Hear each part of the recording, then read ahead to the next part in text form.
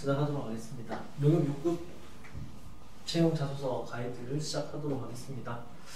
일단 이슈를 좀 점검을 해볼 텐데, 지금 거의 사상 최대까지는 아니겠지만은 지난해보다 약 한 40% 가까이 채용을 하는 것이기 때문에 그 취준생들 입장에서는 그 상당히 큰 기회가 될 수 있다라는 생각이 들고요. 그 다음에 거기서 인사 담당자가 공식적으로 밝히기에는 그 결혼들을 좀 채우겠다 이런 목적도 있고, 그 다음에 농협 같은 경우는 다른 시중은행들하고는 다르게 고령자들이나 취약계층 등 이런 분들을 위해 가지고 지점을 적극적으로 축소하기가 좀 어렵다라고 밝히고 있었습니다. 그 점을 좀 반영해야 될 필요가 있다는 생각이 듭니다. 농협 같은 경우는 다른 시중은행하고 다르게 정부 정책하고 매우 밀접한 관계도 있고요. 그리고 소외계층에 대해서 굉장히 관심이 많습니다. 디지털 디바이드뿐만 아니라 농업, 그 다음에 농민, 그 다음에 농가, 농촌, 그 다음에 농가소득 확보 등 농업하고 관련된 것들도 적극적으로 고려하고 있고요. 그리고 자소서 항목에도 나타나고 있죠. 그 점들을 좀 반영해야 될 필요가 있다는 생각이 되고요. 그 다음에 이게 좀 중요한데, 이 자소서가 지금 모든 항목들이 1000바이트로 구성이 되어 있습니다. 이 1000바이트로 구성이 되어 있다는 걸 뭘 의미하냐면은, 지금 글자 수가 1000바이트면은 글자 수로 전환을 하면은 어떻게 되죠?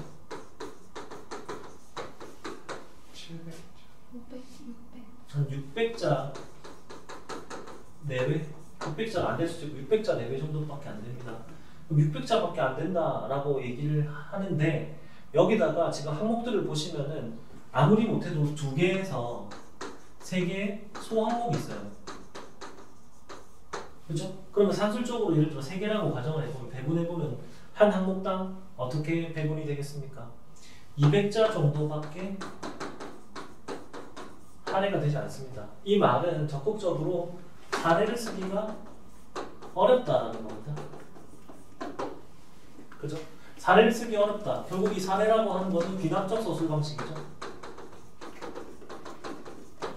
귀납적 서술 방법은 지양해야 되겠다라고 보여지고요. 그래서 이것들은 귀납적 방식보다는 연역적 방식이 적합하겠죠.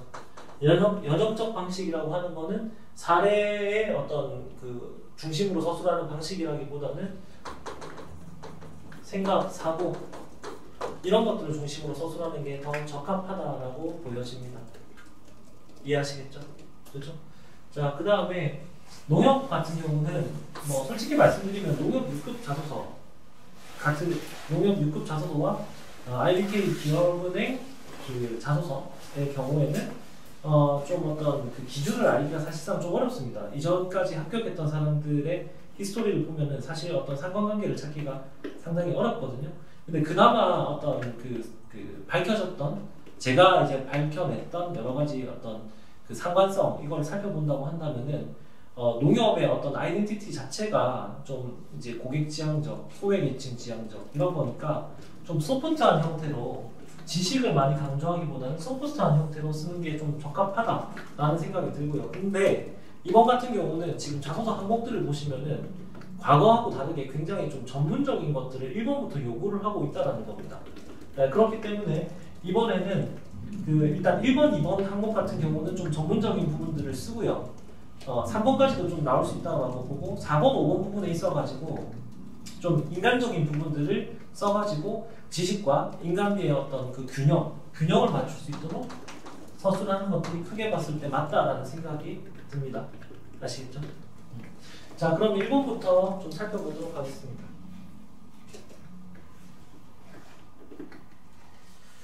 자, 1번부터 읽어보면은 지원 분야의 전문가로서 본인의 차별화된 경쟁력이 무엇이며 또 이를 위해 어떤 노력을 했는지 구체적으로 언급하고 입행 후 어떻게 활용할 것인지 기술해달라. 근데 이 3가지를 쓰라고 그랬죠. 경쟁력, 차별화된 경쟁력, 어떤 노력을 했냐, 그 다음에 어떻게 이걸 활용할 거냐. 이렇게 3가지로 구성된 게 맞죠. 그럼 아까 제가 맨 처음에 말씀드렸던 것처럼 1000바이트 안에 3가지 항목을 집어넣어야 되기 때문에 한 200자 정도밖에 할애를 못한다. 이걸 다시 한번 상기를 하시고, 이렇게 제가 구성을 해봤어요.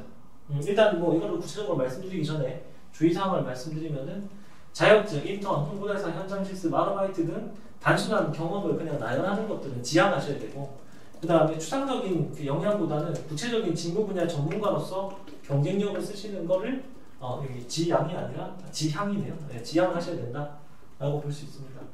그렇죠? 한번 보겠습니다. 제가 그래서 크게 한 세 가지로 구분을 해봤고요. 세 가지로 구분해봤고 여기 일단 쓱 한번 스캔을 해보면은 여기 보시면은 종류가 굉장히 많습니다. 그렇죠? 네, 요거부터 한번 살펴보도록 하겠습니다. 자, 일단 차별화된 경쟁력. 저는 이거를 핵심 역량이라고 한번 정의를 내려봤습니다. 이거는 뭐 저희가 자주 말씀드렸던 내용들이죠. 일단 그 은행이기 때문에 예대 업무가 그 중심이죠. 그래서 시용평가라고 하는 것들이 가장 핵심이 됩니다. 핵심 역량이 될 수 있겠죠. 근데 이 신용평가 기초라는 핵심 역량을 쌓기 위한 노력으로는 뭐 이런 여러 가지들이 있겠죠. 기업, 산업, 경제, 경영사례 분석, 학회리, 동아리 같은 것들 이런 것들은 뭐 학교에서 많이 하니까.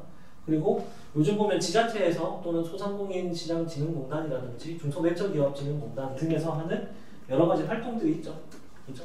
거기에 참여할 수도 있고, 뭐 대학에서 뭐 내가 다른 경험이 없다 그러면 나 기자활동을 하면서 이런 어떤 경험들을 쌓았다 이렇게 얘기해 볼 수도 있고, 아니면은 뭐 중소기업 유관 경험으로 학교하고 연계된 뭐 인턴, 현장 실습, 뭐 알바 이런 것도 있겠죠. 내지는 뭐 아니면 이런 기관들에 가가지고 내부에서 페이퍼 워크만 했다라고 얘기하는 것보다는 아무래도 실사를 따라 나와가지고 현장을 좀 살펴봤다라고 얘기하는 게 좀 더 유리하지 않을까라는 생각이 들고, 뭐 때에 따라서는 뭐 신용분석사 등 관련된 신용평가 관련 자격들을 취득했다라는 것도 노력으로 들어갈 수 있겠죠. 다만 여기서 말씀하셨듯이 그냥 자격증만 오로지 취득했다라는 내용들로 서술하는 거는 지양하셔야 된다라는 겁니다. 아시겠죠?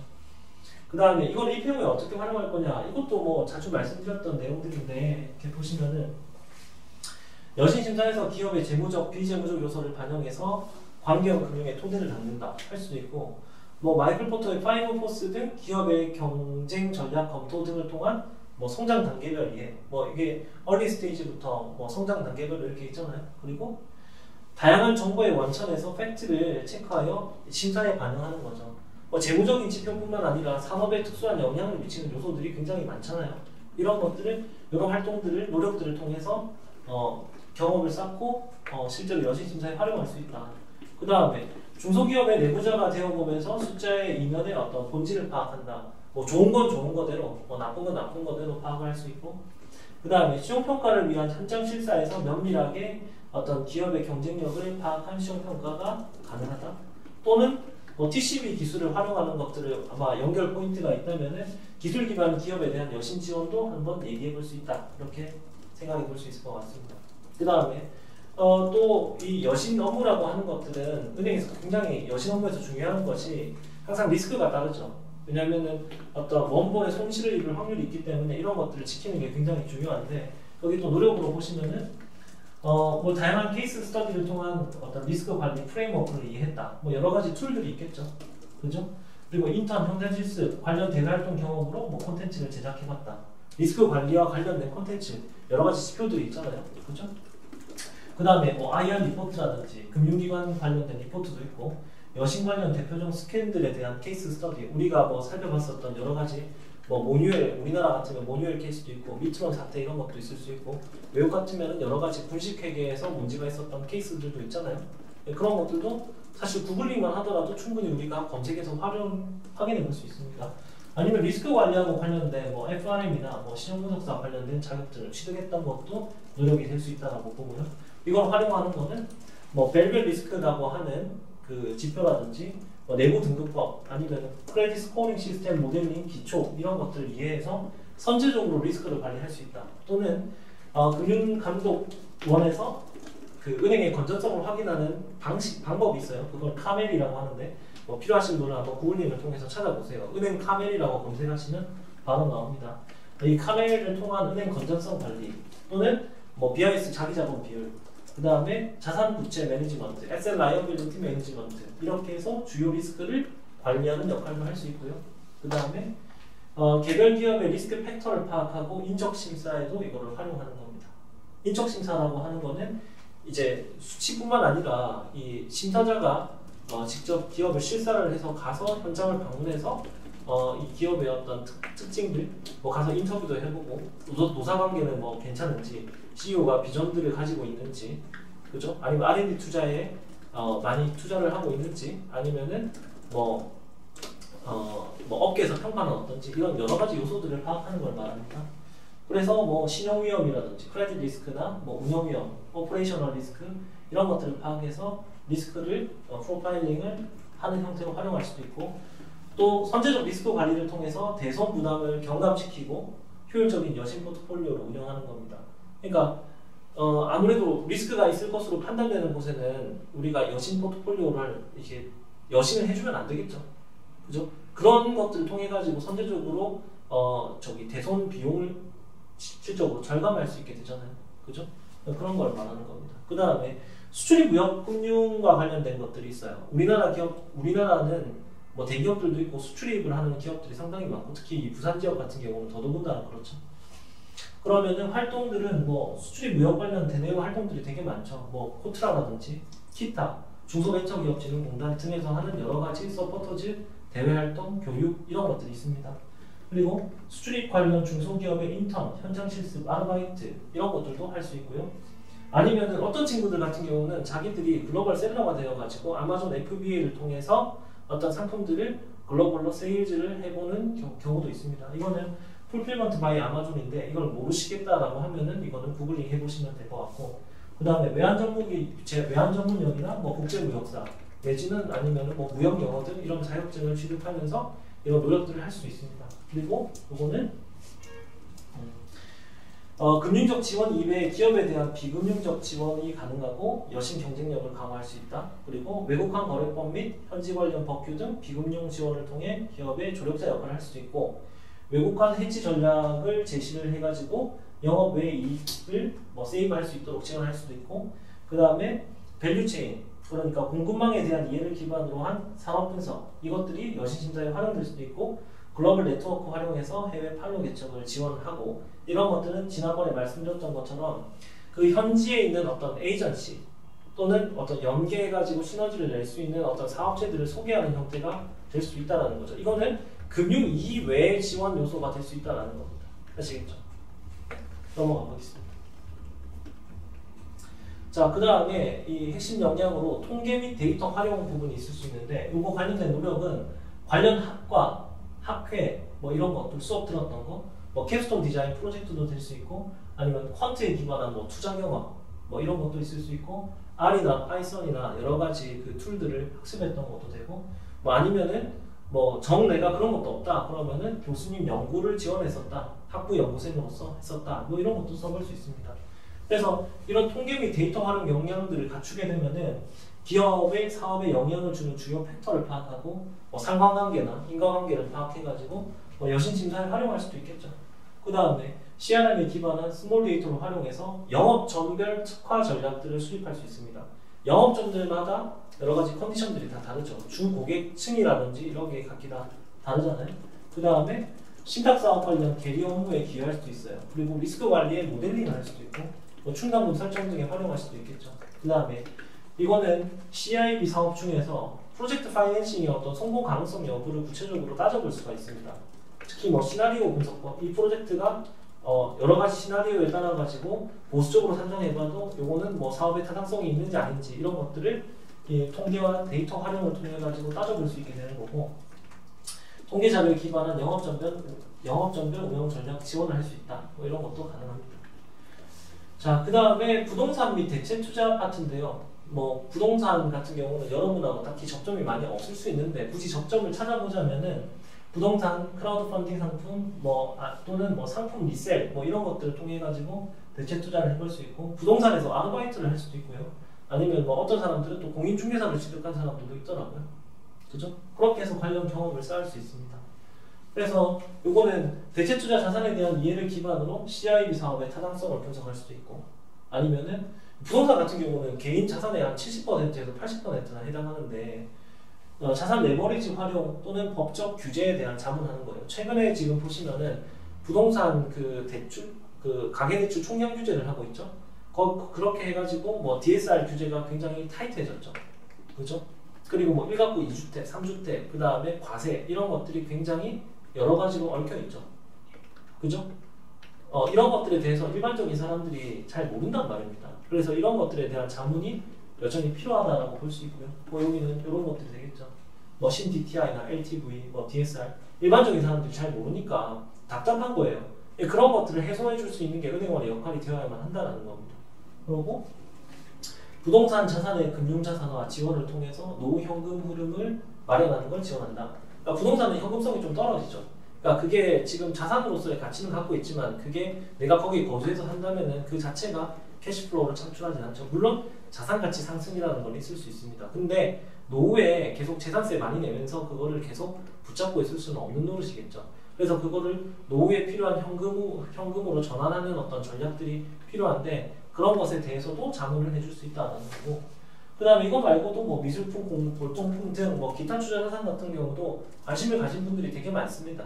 이런 것들은 금융이라고 하는 것 자체는 선호를 구체적으로 찾기가 어렵지만 이런 것들에 대해서는 선호를 찾을 수가 있기 때문에 이런 것들을 지원하는 것도 하나의 어떤 그 활용 방안이 될 수 있지 않나라고 생각이 됩니다. 자, 그 다음에 마케팅 부분을 한번 보겠습니다. 마케팅 같은 경우는 여러분들이 뭐 마케팅 수업도 듣고 뭐 학회도 하고 뭐 공모전도 나가고 뭐 프로젝트도 많이 하죠. 그런 것들을 관련 경험이라고 얘기하시면 좋을 것 같고, 활용은 고객을 위한 어떤 피칭워드, 그러니까 고객들을 이렇게 호킹시키기 위한, 고객들이 인식될 수 있도록 만드는 여러 가지 그 워딩들 이런 것들을 연구해서 고객들을 좀 이렇게 소구력을 높일 수 있다 이런 거죠. 또 내지는 아니면은 스토리텔링 기법 이런 것들을 활용해서 고객과의 관계도 정립을 하고 포트폴리오에 이것들을 적용할 수도 있고 그런 것도 가능합니다. 그리고 고객이 인식하지 못했던 숨겨진 니즈의 발견과 충족시킬 대안을 제시하는 거예요. 고객도 몰랐던 거예요. 이게 필요한지 아닌지. 그죠? 뭐 마케팅 플랜을 여러 가지 툴들을 검토하다 보니까 이런 것들을 찾아낼 수도 있고, 아니면은 뭐 ESG나 이런 것들은 메가 트렌드죠. 4차 산업혁명, ESG, 디지털 트랜스포메이션 이런 것들을 이해를 기반으로 한 투자 포인트 적립을 지원할 수도 있다는 거예요. 실제로 지금 영업점에 가보시면은 최근 뭐 3년, 1년, 3년, 5년간 수익률을 봤었을 때 이런 메가 트렌드에 올라탄 어떤 그런 테마 주식들로 구성된 어떤 인덱스 ETF 또는 수익주권 상품들이 굉장히 수익률이 좋았습니다. 그죠?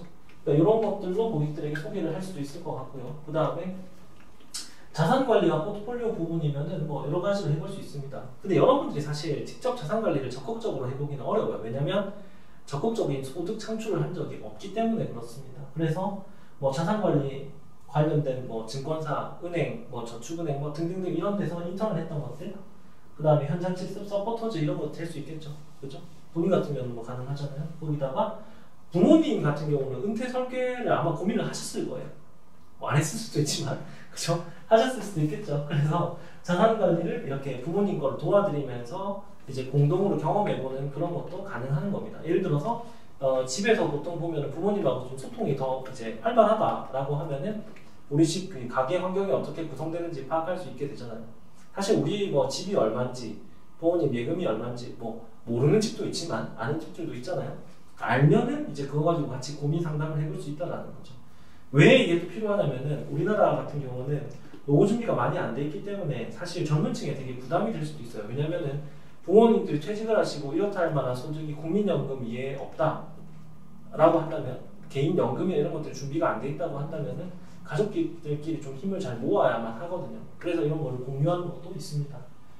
그리고 뭐 본인이 아르바이트 해가지고 소득을 얻고 조금씩 저축을 하거나 투자를 해볼 수도 있고, 최근에 미니스탁 같은 거 한국투자증권에서 나온 거 이런 것들은 소수점 투자로서 굉장히 활발하게 진행되고 있죠. 아니면 뭐 ETF 같은 거 해볼 수도 있고, ETF는 뭐 소액으로도 가능하니까 모의 투자를 해볼 수도 있고, 아니면은 뭐 UBS나 피델리티, 이거는 예전에 메릴린치라고 하는 회사인데 뱅크 오브 아메리카죠. 이런 데서 글로벌 금융기관에서 자산관리 관련된 리포트를 계속 발간을 하고, 특히 그 피델리티 같은 경우는 우리나라 말로 다 번역됐던 것들도 다 발간을 하고 있습니다. 그런 것들을 읽어보면서, 이전에 제가 언급한 적이 있었을 거예요. 아마 영상을 보시면 그런 것들을 보면서 여기 노력들을 할 수 있다는 겁니다. 그러면 이걸 기반으로 뭐 할 수 있냐? 일단 기본적으로 본인이 투자나 직접 해보거나 아니면 부모님 걸 도와드리면서 자산 관리를 경험해 볼 수 있겠죠. 뭐 자산 매도는 어떻게 할 것인지, 그죠? 생애 주기별을 어떻게 할 것인지, 그 다음에 중거 집단 형성을 통한 고객 포트폴리오 관리의 객관화 적용. 그러니까 중거 집단이라고 하면 나와 유사한 사람들, 아니면 내가 속하고자 하는 그런 집단들이 어떻게 자산 관리를 하고 있는지를 은행 입장에서는 파악할 수 있으니까 그걸 기반으로 고객들에게 소개를 하고 자기를 객관화시킨 다음에 자기 포트폴리오를 관리할 수 있게끔 어드바이스를 제공할 수 있다는 겁니다. 그리고 고객의 제약 조건을 감안한 유연한 자산 관리, 뭐 이렇게 제약 조건들이 고객들마다 각기 다 다릅니다. 투자 경험도 다르고 위험 허용 수준도 각기 다 다르고, 그 다음에 재원도 다 다르고, 그 다음에 특수 목적이 있는지 아닌지 여부, 이런 것들도 각기 다 다릅니다. 그래서 그런 제약 조건들을 감안해서 하나하나 맞춰주는데 그것들을 싫어할 만한 고객들은 제가 봤을 때 딱히 없다라는 생각이 들고요. 그 다음에 기대 수익률 및 허용 가능한 수준의 리스크를 감안한 포트폴리오. 지금 예를 들어서 뭐 다 그런 건 아니지만 우리 금융기관에 가서 보면은 그냥 새로 나온 상품을 추천하는 경우가 많다라는 거죠. 근데 그런 것들은 전체적으로 고객을 개별 상품 바이 상품으로 고민하는 게 아니라 고객 입장에서는 그 상품 전체 라인업을 다 감안해서 거래를 하는 게 맞다라는 겁니다. 그럼 상품 전체에 어떤 상관계수도 있을 것이고 리스크가 있을 거 아닙니까? 그것들을 감안해서 이 사람이 감당 가능한 수준으로 투자를 할 수 있도록 도와주는 게 저는 맞다라고 보고요. 그 다음에 자산관리 및 포트폴리오 부분에서는 금융소비자 보호를 강화할 수도 있겠죠.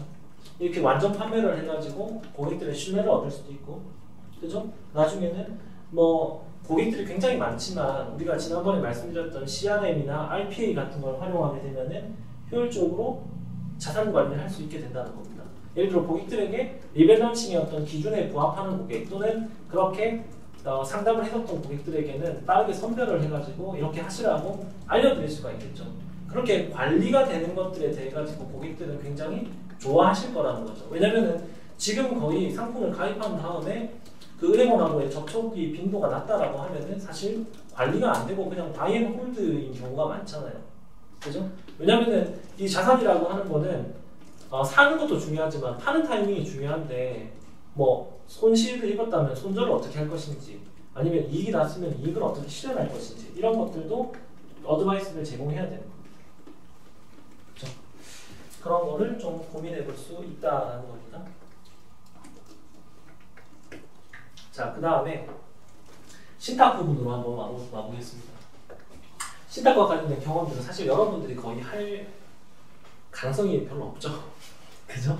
그래서 이거는 법률 관련 수업이나 프로젝트 같은 것들을 해볼 수도 있고, 아니면 부모님 신탁 관련 투자에 대해서 또 간접 경험을 해보거나, 아니면은 뭐 이런 건 너무 좋겠지만은 집안에서 상속 및 증여의 경험을 입었으면 좋겠는데 그런 분이 있다면은 쓸 수 있을 것 같아요. 네. 그래서 여기서는 뭔가 그 구상하고 있는 신탁 상품의 효과적인 소개 및 적용, 본인의 경험을 들어서 얘기해 볼 수 있겠죠.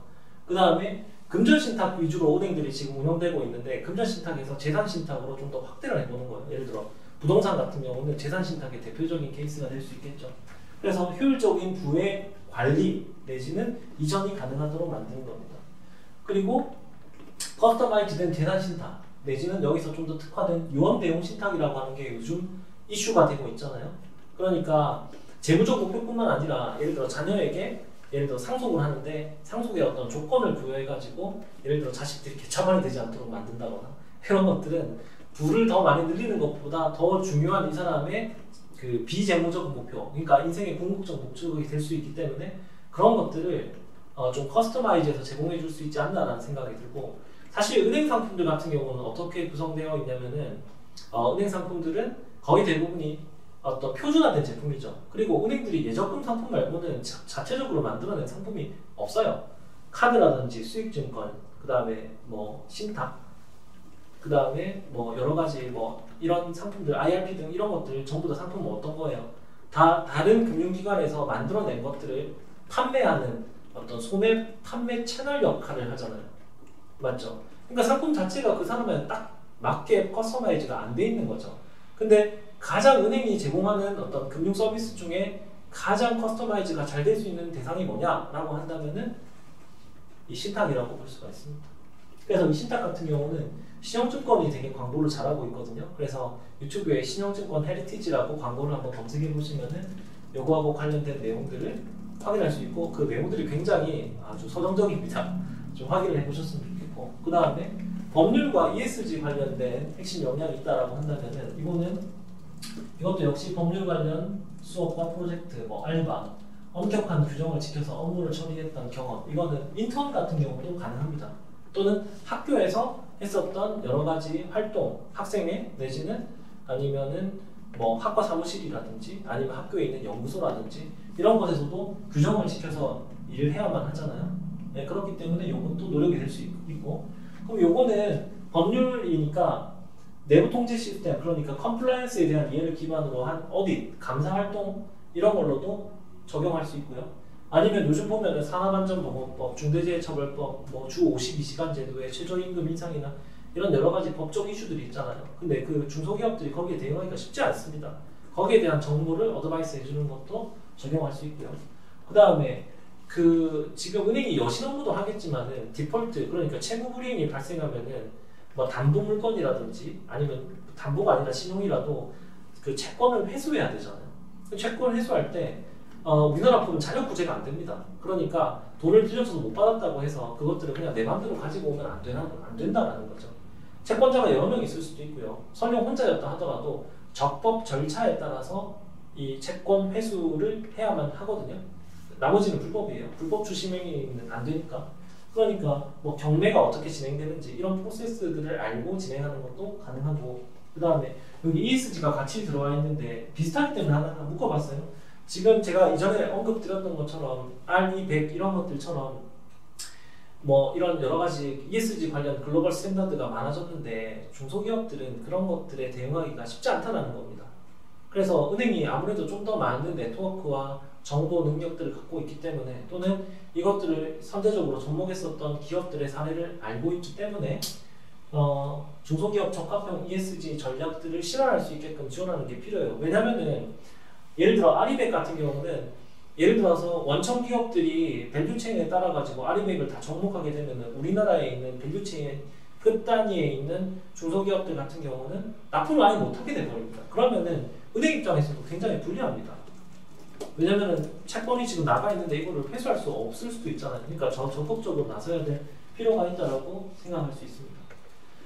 그 다음에 뭐 회계감사 업무는 뭐 학내 감사위원장 역할, 또는 회계감사 및 재무 사례 관련 프로젝트 및 케이스 스터디, 또는 세무사 및 회계사 사무소 뭐 이런 데서 근무하면서 이런 그 노력들을 할 수 있겠죠. 그래서 주요 분식회계 기법 및 사례에 대한 이해를 기반으로 정교한 기업 실사를 할 수 있고, 그 다음에 기업의 주요 재무 비율 및 현장 실사를 통해 대사를 해보고 시험평가에 반영할 수도 있고, 그리고 은행이 대출해주는 거의 대부분은 대형 기업이라기보다는, 그러니까 자산 규모가 일정 수준 이상 되면은 외부 감사를 받죠. 근데 비외관법인, 그러니까 외부 감사를 안 받는 기업들이 훨씬 더 많습니다. 근데 여기서 이제 이렇게 감사를 해봤던 경험들을 기반으로 운영 실태, 재무 상황 이런 것들을 좀 더 점검할 수 있게 된다는 거죠. 그리고 이거 말고도 은행 내부에서도 감사 업무들이 다 있어요. 이렇게 업무 처리했던 것들이 내규에 부합한지 아닌지 이런 것들 따져보는 것들이 다 있거든요. 그죠? 그런 것들도 가능하다고 볼 수 있습니다. 그 다음에 디지털 같은 경우는 굉장히 많죠. 그래서 제가 여러분이 할 수 있을 만한 디지털 관련 역량들을 모두 다 써봤어요. 모두 다. 뭐 ERP 같은 걸 써보신 분들도 있을 것이고, 디지털 관련된 대외 활동 많이 하잖아요. 뭐 서포터즈부터 시작해가지고, 그 다음에 요즘 보니까 방대한 양의 데이터를 체계적으로 관리하는 경험, 뭐 이거는 학교 연구소라든지 뭐 이런 것들이 될 것이고, 공공 데이터, 이 청년 인턴이 많이 하죠. 그죠? 그 다음에 엠비 디지털 채널 기획 설계 구현들, 이런 거 한 사람들도 있더라고요. 여기 있습니다. 뭐 있으시잖아요. 뭐 챗봇이라든지 로직 트리 만든 거라든지 이런 것들. 그 다음에 디지털 마케팅도 디지털 역량이 됩니다. 그래서 뭐 퍼포먼스 마케팅을 했거나 구글 애널리틱스 같은 경우 제가 많이 추천을 했었죠. 이런 걸 해서 IoT 뭐 툴 활용을 해봤던 경험이라든지, 뭐 금융 GT 자격취득, 뭐 데이터 시각화, 그 다음에 뭐 파이썬, R, SPS, 매트랩, 뭐 이뷰즈 등 이런 툴 활용해 봤던 경험들, 뭐 그래서 설문조사 같은 것도 많이 하잖아요. 그리고 뭐 온라인 기반 콘텐츠를 좀 타이트하게 만들어 봤었던 경험이 있으신 분들도 있죠. 그런 분들은 다 디지털 관련된 노력들을 했다라고 볼 수 있고, 단 그냥 SNS 그냥 단순하게 그냥 했다, 이건 안 됩니다. 너무 많이 합니다. 그리고 그거는 사실 역량이라고 보기에, 노력이라고 보기에 좀 어렵습니다. 그냥 노는 거지. 그죠? 그리고 앞선 통계 및 데이터 활용 경험 사용도 적용 가능하다. 여기 위에 봤었던 거 있었죠? 그것도 얘기할 수 있습니다. 그리고 뭐 계속 말씀드렸던 것처럼 일반 직렬의 경우 디지털을 직접 구현해가지고 활용하는 게 불가능합니다. 그죠? 그러면 어디에 포커스를 맞춰야 된다고 제가 말씀드렸죠? 만들 수 없다면 어떻게 활용할 것인가? 그리고 거기서 불편한 부분들을 어떻게 개선해서 적용할 것인가? 이런 것들을 중점적으로 고민해야 된다고 말씀을 드렸죠.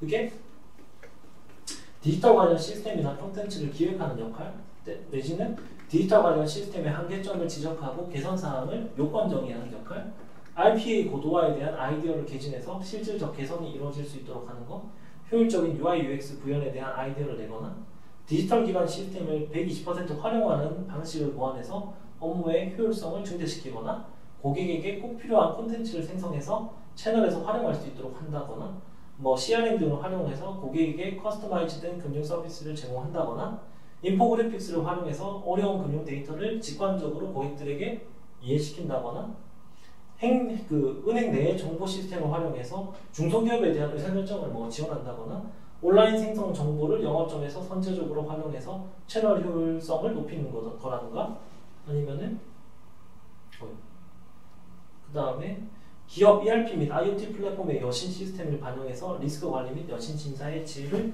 향상시킨다거나 이런 것도 다 가능하다는 겁니다. 이 정도 하면 경우의 수가 엄청 많이 나오죠. 아직 안 끝났어요. 더 있습니다. IB를 하는 사람들은 노후력으로 이런 거 할 수 있습니다. 되게 좀 빡빡한데 아마 이걸 쓴 사람들은 별로 없을 것 같아요.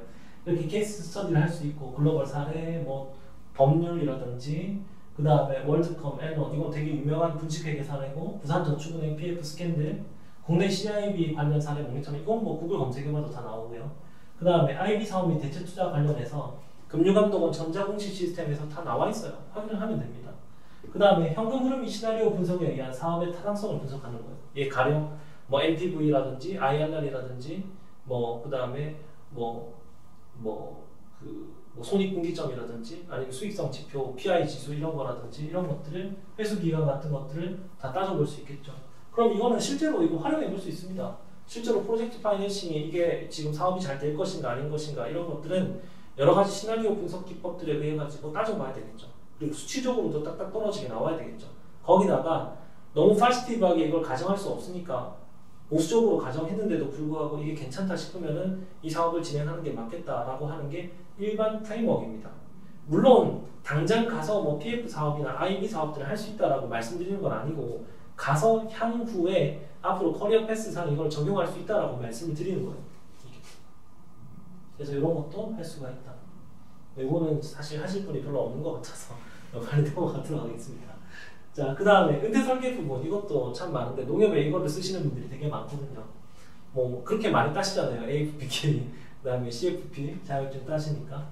근데 여기서 끝나는 게 아니라 적극적으로 설계를 직접 한번 해보는 거예요. 재무 계산기나 엑셀을 활용해서 뭐 화폐 시간 가치를 한번 직접 따져본다거나, 그죠? 복리의 효과들을 한번 체험해본다거나, 다양한 데이터 소스를 활용해서 이 은퇴 설계에 필요한 어떤 그 데이터들을 모아본다거나, 예를 들어서 기대 여명이 얼마인지, 그 다음에 은퇴 시점 이후에 예를 들어서 필요한 자금이 얼마인지, 그죠? 생활을 위해서 필요한 자금이 얼마인지 이런 것들을 따져볼 수 있고, 뭐 미국의 401k 플랜이라든지 이런 것들, 해외 자료 이런 것들을 다 따져볼 수 있다는 거죠. 그래서 이걸 기반으로 상품 가입을 넘어가지고 포트폴리오 기반으로 설계를 할 수도 있고, RPA나 CRM을 활용해서 고객 상황을 적합하게 포트폴리오 제시할 수도 있고, 뭐 생애 주기론을 할 수도 있고, 최근 발생했던 인플레이션을 감안할 수도 있고, 금융자산 관리뿐만 아니라 부동산 등 모든 자산의 포괄적 케어가 가능하다. 이렇게도 얘기해 볼 수 있습니다. 그 다음에 농협은행 관련 경험을 하셨던 분들이 좀 많더라고요. 그래서 이렇게 직접 일하셨던 분들, 계약직이나 아니면 피크 타이머로 근무하셨던 분들이 많습니다. 그 경험들은 기수행 업무를 기반으로 고객 저가 상품 포트폴리오를 제안하거나 뭐 CRM, RPA 활용해서 고객 선별 및 전략 마케팅을 수행하거나 아니면 고객이 경험할 금융 경험의 선제적인 이해와 적용. 그러니까 고객이 이미 우리는 알고 있잖아요. 많은 고객들을 경험했으니까. 그러면 선제적으로 그 사람이 그런 어떤 어려움을 겪지 않도록 그걸 막아주는 역할을 할 수도 있다는 겁니다. 그 다음에 서비스 철학을 구축했거나 본인이 뭐 상담을 이렇게 했던 경험들, 그죠? 매뉴얼을 뛰어넘는 초월적 서비스 철학 구축하고 고객의 직업 및 가족 등에 대한 이해할 수 있습니다. 이걸 기반으로 까다로운 유형의 고객에 대한 다양한 옵션을 제공할 수 있고, 그죠? 고객 성향과 유사한 케이스를 예시로 제시해서 효과적인 선택을 할 수 있도록 유도할 수도 있고요. 아니면은 고객 개인뿐만 아니라 가족에 대한 금융 수요도 확인해서 케어하거나 이 멤버스 兼 멤버스 다른 고객을 또 소개할 수 있게끔 만들 수도 있고요. 그 다음에 재테크 커뮤니티 활동했던 사람들도 있습니다. 이걸 기반으로 해서 보면은 뭐 부동산 임장도 다닐 수 있고요. 다른 사람 뭐 강사 섭외하거나 다른 사람과 커뮤니케이션 했던 것도 있을 수 있겠죠. 그러면은 거기서 쌓은 경험들을 고객들에게 전달할 수도 있다는 겁니다. 이것도 하나의 경험이 될 수 있다는 거예요. 그러니까 성공 및 실패 사례를 상담 시에 믹스해가지고 활용을 한다거나 아니면은 뭐 부동산 임장 같은 거 가다 보면은 뭐 초등학교로 품은 아파트가 어떻느니, 교통이 어떻느니, 학군이 뭐 어떻느니, 조경이 어떻느니, 뭐 아니면 향후에 뭐 개발 호재가 어떻느니, 대단지가 어떻느니, 커뮤니티 시설이 어떻느니 이런 얘기가 많잖아요. 그런 얘기들을 상담 때 같이 하면서 친밀감을 형성하고 그렇게 그 지원할 수 있다는 겁니다. 그 다음에 뭐 기업을 지원했던 대외 활동들 참 많이 하죠. 이런 것들.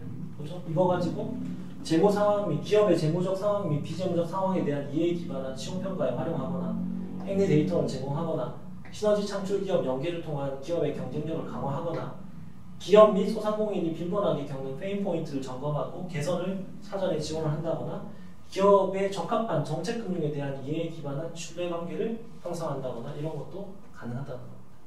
아시겠죠? 그 다음에 2번으로 한번 넘어가 보도록 하겠습니다. 이거는 제가 기업금융 또는 자산관리 분야라고 했잖아요. 그죠? 그래서 기업금융 파트 하나, 자산관리 파트 하나 이렇게 두 가지로 구분해서 만들어 봤습니다. 일단 요거는 한 페이지씩 만들어 봤고 한번 얘기해 보겠습니다. 일단 크게 보면 경험과 아이디어, 이 경험과 아이디어에 기반을 해서 기업금융 분야의 경쟁력 강화를 위해 기여할 수 있는 방안. 자, 이거는요, 보세요. 여기 이거를 문제를 정확하게 이해하셔야 돼요. 여기서 지금 보시면은 경쟁력 강화를 위하여 기여할 수 있는 방안이라고 했지 자신이 기여할 수 있는 방안이라는 얘기는 없어요. 근데 경험과 아이디어를 토대로 얘기하라고 그랬죠. 그냥 기여할 수 있는 방안이기만 하면 된다는 겁니다. 본인이 직접 하라는 얘기는 없어요. 직접 하라는 얘기는 밑에 있죠. 그죠? 그러니까 이 말은 뭐냐면 아이디어를 제시하기만 하면 된다라는 겁니다.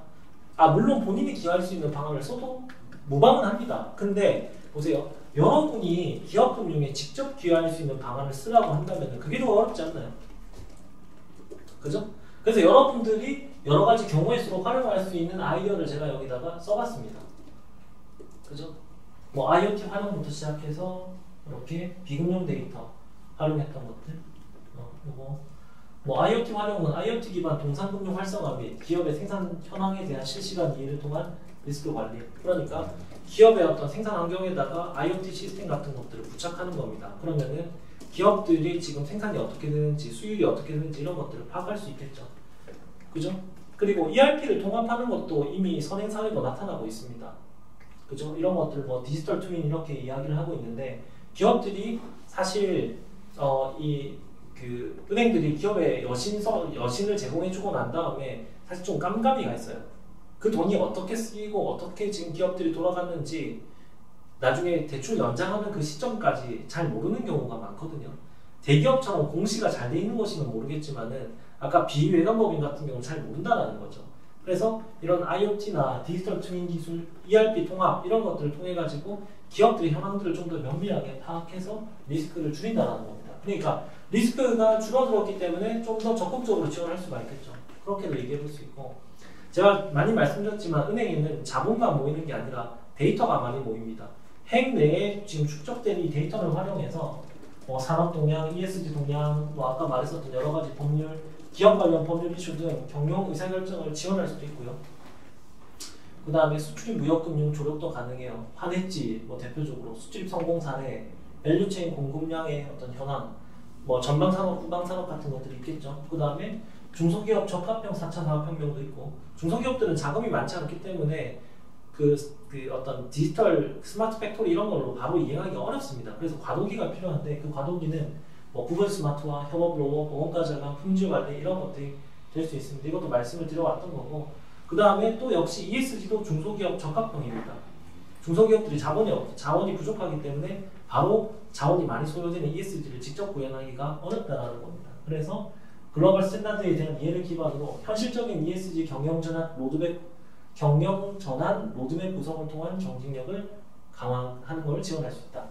그 다음에 신중년이라고 하는 거는 지금 베이비부머 세대를 은퇴하고 있는데 역량을 갖춘 사람들이 은퇴하고 놀고 있으니 그 사람들의 풀을 구성한 다음에 중소기업들에게 경영 자문이나 이런 기술 고문 역할들을 할 수 있게끔 은행의 풀을 만들어서 지원해주는 역할도 가능할 것 같고 TCB 기술금융 부분도 있고 그 다음에 말씀드렸던 관계형 금융도 있죠.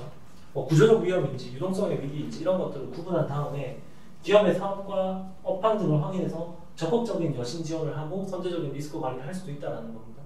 이거는 뭐 관계형 금융은 호영호제가 하는 게 아니라고 말씀을 여러 차례 드렸죠. 그 다음에 네트워크를 활용해서 뭐 공동구매, 공동물류, 공동마케팅 뭐 이런 것들을 할 수 있는 거예요. 그래서 부족한 자원을 절감하고 네트워크 기반의 뭐 산업재를 공유할 수 있게끔 한다거나 이것도 많이 말씀드렸고 그 다음에 정책금융은 뭐 보면 한국은행 시투자금, 신용보증재단, 뭐 신용보증기금, 기술보증기금, 중소벤처기업진흥공단 이런 유관기관들에서 제공하는 여러 가지 정책금융들이 있는데 기업들이 그걸 잘 모르는 경우가 있어요. 요건에 맞게끔 해야 되거든요. 그럼 누가 할 수 있느냐? 그러니까 기업들을 그걸 도와줘야 되겠죠. 은행이 그걸 도와주면 기업 경영자들이 너무너무 좋아하지 않을까요? 어떻게 생각하세요? 맞죠? 그걸 얘기할 수 있을 것 같고 그 다음에 CIB 연계를 강화할 수 있습니다. IB 수요를 보유한 기업에 대한 IB 지원을 해서 고객들이 만족한 고객들이 락인될 수 있도록 만들거나 RM의 역할을 강화하는 겁니다. RM은 이제 릴레이션십 매니저라고 해서 기업금융 전문역이라고 보면 됩니다. 기업들을 주로 방문을 해가지고 금융 수요를 발굴하고 선제적으로 솔루션을 제시해가지고 기업들을 만족시키는 역할들을 하겠죠. 사실 굉장히 포괄적인 일을 합니다. 그 다음에 이것도 시간 관계상 더 구체적으로 말씀드리지 않겠지만은 비금융 데이터를 활용해서 여러 가지 여신 서비스에 활용하는 겁니다. 가령 온라인 커머스가 지금 한 200조 원에 육박했습니다. 가계소비 700조 중에. 근데 온라인 사업자들이 증가했는데도 불구하고 여기에 대한 은행들이 정보가 거의 없다시피 합니다. 얘네들이 얼마나 반품이 되는지 얼마나 지금 턴오버가 높은지 아닌지 모르잖아요. 그러면 빅테크 기업이나 이런 것들하고 제휴를 해서 뭐 선정산을 한다거나 아니면은 커머스 기업들 관련된 금융 서비스 이런 것들을 제공해 줄 수도 있겠죠. 아니면 신파일러 관련된 것도 여기서 접근해 볼 수 있다는 생각이 듭니다. 넘어가고 있습니다. 자, 그 다음에 이거는 자산관리 분야입니다. 앞서 말씀드렸던 중거집단과의 비교해서 본인을 객관화시키고 적합한 금융 포트폴리오를 제안한다거나 지금 보면 너무 우리나라 국내 투자에 치중되어 있는 경우가 많습니다. 그래서 해외 투자를 확대시킨다거나 해외 투자 관련 간접 투자 상품의 라인업 확대 및 적극적인 마케팅 프로모션과 정보 제공을 할 수 있습니다. 뭐 환율이라든지 세금이라든지 이런 이슈들이 있잖아요. 그죠? 그리고 리스크를 반영한 포트폴리오 개인 리스크 프로파일링이 반영되지 않은 자산관리 관행을 뭐 이거는 탑한데 못하는 타파하고 위험자산 배분 시 전체 프로젝트 포트폴리오의 리스크를 고려해서 대응한다. 또는 뭐 신탁 아까 얘기했었던 IRP 절세 효과를 얘기할 수도 있고 지금 TDF가 이제 시행되잖아요. 그러면 자본시장의 성장을 은퇴자금으로 향유할 수 있도록 만든다거나 자영업자들 같은 경우는 은퇴 준비가 많이 안 돼 있기 때문에 이 사람들을 위한 특별한 솔루션을 제공해 주는 겁니다. 노란우산공제라고 하는 것들을 하고 있는데 중소기업 중앙에서 하는 게 있습니다. 그것만으로는 부족합니다. 그래서 추가적으로 IRP 같은 것들 세액공제 효과가 있기 때문에 그런 것들을 제공해 준다거나 아니면은 부가세 관련된 적금 이런 것도 필요하고 종업원 퇴직급여나 이런 것들을 적립을 해야 되는데 여력이 없으니까 잘 안 하는 경우가 있거든요. 근데 이런 것들에 대한 지원이 필요하고요.